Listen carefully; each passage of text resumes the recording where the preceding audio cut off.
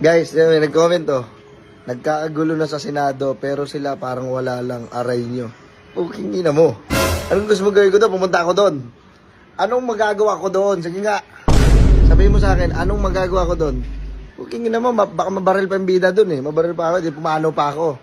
Hindi nag-iisip naman to eh. Alam mo, gagawa na lang ako ng video dito. Magtatanggalan ako ng stress nyo. Alam mo, napakagulo na sa Pilipinas, sa totoosin lang. Tapos papunta, anong gagawin ko nga doon? Anong gagawin ko? Sige nga. Ano?